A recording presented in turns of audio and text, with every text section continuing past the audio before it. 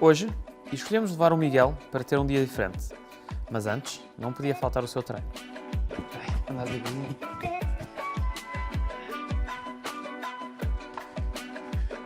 Quem diria este calor nesta altura? Podes crer. É? Incrível. Fizeram uma longadelazinha, Ok. depois aqui do treino. Espera aí. Nós vamos...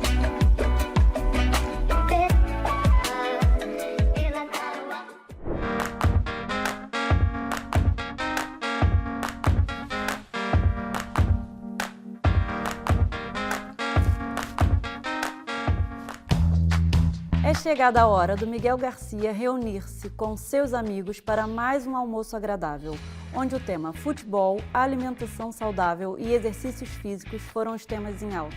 Olá. Olá, boa tarde. Como estão? Tudo bem? Vim aqui a uma aula prática hoje. Vamos lá ver como está. Vamos ver na prática como é que são as vossas escolhas alimentares.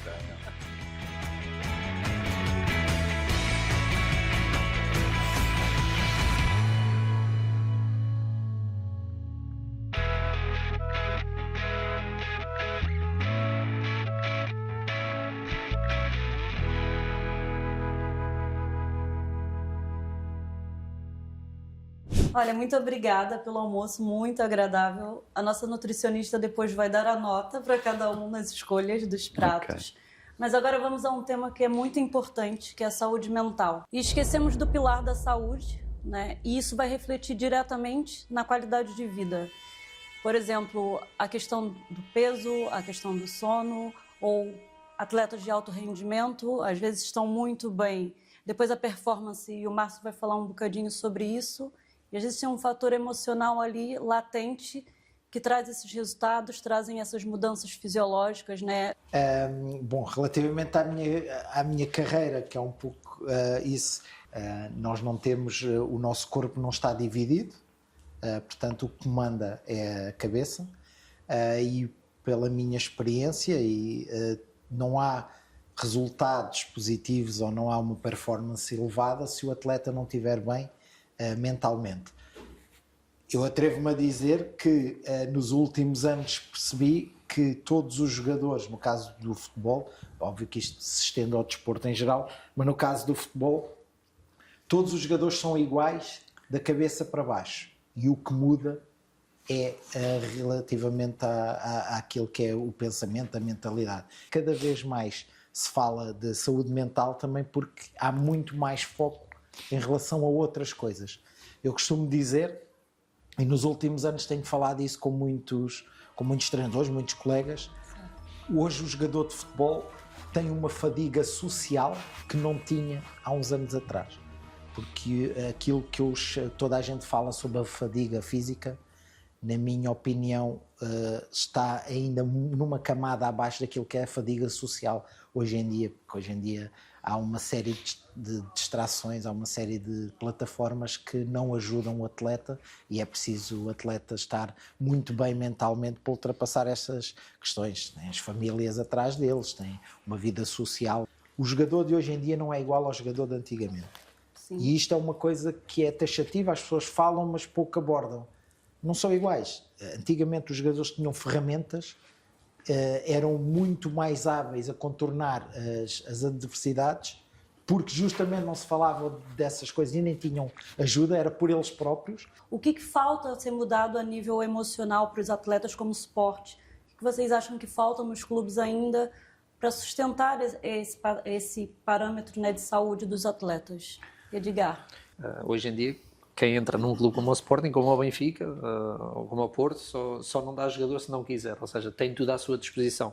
Antigamente não era assim, e eu acho que hoje em dia, como estamos a falar, só não dá jogador quem não quer, porque tem tudo ao seu alcance, tem as pessoas específicas para todas as questões, quer em campo, quer fora de campo, quer físico, quer mental, mas acaba sempre por se calhar haver mais algum apoio, mais concretamente para estes jovens que estão a sair agora, porque a mesma infância que eles tiveram e a mesma infância que nós tivemos não é a mesma. Eu acho que nós, quando chegávamos ali aos 17, 18 anos, estávamos muito mais bem preparados mentalmente. Que acho que aí dentro ainda vive um Miguel, né? O espírito de atleta ali, do comprometimento e isso tudo.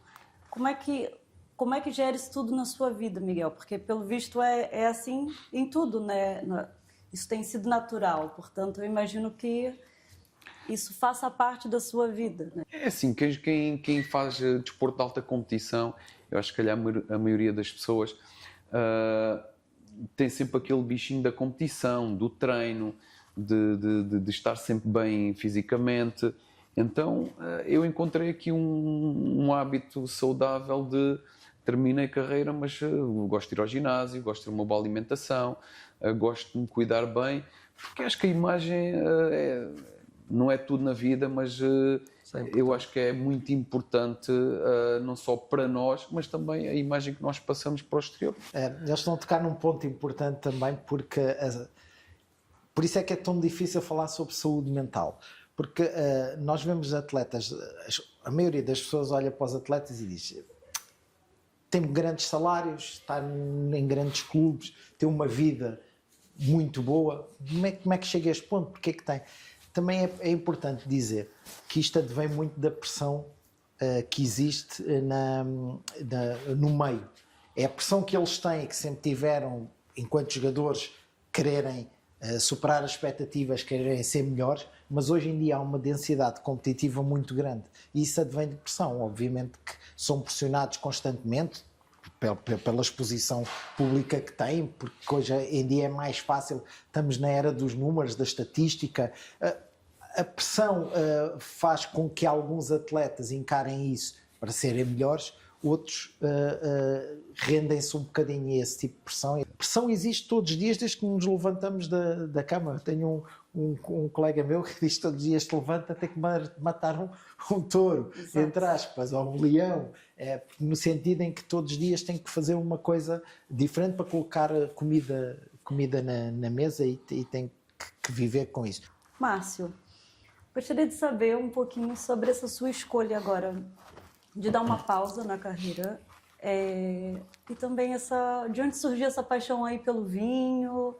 Como é que surgiu isso tudo?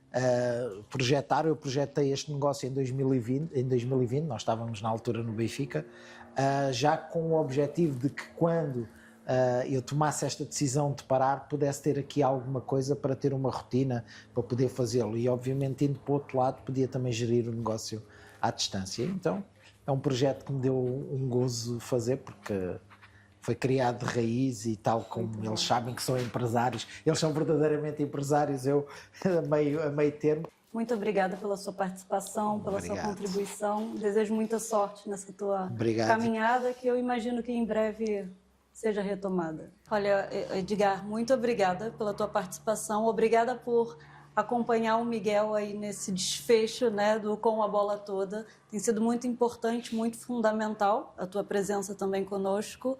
E gostaríamos de saber se oficialmente podemos desafiá-lo ao Com a Bola Toda na próxima temporada. Eu e o Miguel temos uma relação de há muitos anos, somos amigos e colegas, já jogámos contra, já fomos da mesma equipa, temos uma relação muito boa. Inclusive um dos filhos dele está na minha academia, ele sabe qualquer coisa que ele me convide, e eu sei que ele não faz convites que não sejam bons. Exatamente. Estarei aqui para o apoiar, como eu também sei, se um dia precisar do apoio dele e da ajuda dele.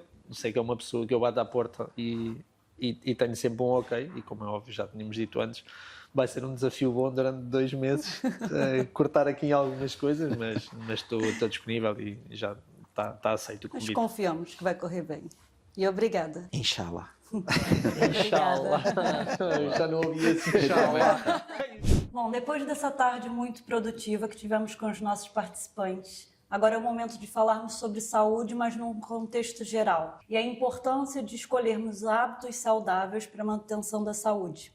A Patrícia está aqui conosco para falar um pouquinho sobre a importância de saber escolher um prato saudável. Conto contigo agora para falar um pouquinho sobre. Perfeito, exatamente. Isso são aí cuidados muito importantes e que nós podemos começar precisamente por esse ponto. E de facto essa questão do prato, saber como construir um prato, é algo que podemos dizer que é uma recomendação geral. Portanto, imaginando um prato, nós devemos sempre ver metade do prato deve constituir vegetais e aqui neste sentido, quanto mais cores diferentes nós tivermos, melhor, porque as cores representam também nutrientes diferentes. Portanto, a variedade vai ser aqui sempre muito bem-vinda. E esta porção de vegetais vai conferir aqui mais fibra e também mais saciedade ao longo do dia. Depois a outra metade do prato devemos dividir em dois e um quarto então deverá representar as proteínas e por fim temos o outro quarto que deve ser os hidratos de carbono complexos. Então, hidratos de carbono complexos é, por exemplo, arroz integral, batata doce, quinoa, e devemos optar pelos complexos, porque eles nos são digeridos mais lentamente e por isso dão-nos mais estabilidade e energia ao longo do dia. Então, isso começa logo desde o que nós compramos no supermercado. Por isso, a lista de compras vai ser essencial. A leitura de rótulos, de facto, deveria ser algo que todos nós deveríamos aprender a fazer, porque é mesmo fundamental nós conseguirmos olhar para um produto e conseguir distinguir se ele é saudável ou não. Então, quando nós vamos ler um rótulo, a primeira coisa é tentar identificar se tem ingredientes que não são saudáveis, se tem os tais açúcares, as gorduras saturadas, e esses produtos é que devemos, ou esses ingredientes é que devemos evitar. Depois, os ingredientes aparecem por ordem, ou seja, aquele que aparece em primeiro lugar é o que está presente em maior quantidade naquele produto. Portanto, atenção sempre à ordem dos ingredientes e, por outro lado, quanto mais curta for a lista dos ingredientes, melhor. Quer dizer que esse produto é menos processado. Para além disso, quando o produto contém até cerca de 5 gramas de açúcares, ele é considerado que tem um baixo teor de açúcar, por isso esse é outro bom indicador. Sim. Quanto às gorduras, é considerado que tem um baixo teor quando tem até 3 gramas de gordura e se for saturado é até 1,5 gramas de gordura por 100 gramas de alimento. Portanto, estes números são importantes para nós conseguirmos olhar para o produto e conseguir logo distinguir se ele é um produto saudável ou não. E Duarte, vamos falar um pouquinho sobre exercício, já voltamos com a Patrícia. Vamos embora. Pronto. Então é importante também que as pessoas saibam a diferença de exercício físico e atividade física. Então é assim, em relação à atividade física, é algo que engloba sempre qualquer movimento que façamos, em que utilizemos a parte toda muscular e que haja algum gasto de energia. Isto é, como andar, por exemplo, vamos andar até à paragem do autocarro, quando estamos em casa, se tivermos escadas, por exemplo, usarmos as escadas ou para descer ou para subir, aí estamos a fazer claramente uma atividade física, estamos a pôr os nossos músculos em movimento. Já no exercício é uma coisa diferente, porque é uma coisa que está planeada e temos como foco a melhoria ou de aumento da massa muscular ou manter apenas como estamos, que estamos bem. Maioritariamente é essa a questão. Por exemplo, a questão da hidratação, Patrícia. Também não acaba por ser um passo importante também para... Exatamente. A hidratação, nós podemos, numa forma geral, apontar aí para o 1,5 litro, claro que depois varia consoante o nosso peso, o clima, mas no geral 1,5 litro e evitar os refrigerantes, as bebidas mais açucaradas, portanto essa é outra substituição importante. Trocar essas bebidas por água, até podemos aromatizar a água com umas rodelas de fruta, uma canela, uma hortelã, isso vai nos ajudar também a aumentar a ingestão. Por aqui, tivemos um dia preenchido e também satisfatório. Desde um almoço com escolhas saudáveis, as abordagens sobre saúde física e mental que trouxeram a reflexão do quanto o equilíbrio mental influencia em nossa saúde física. É preciso cuidarmos da mente para termos um corpo saudável.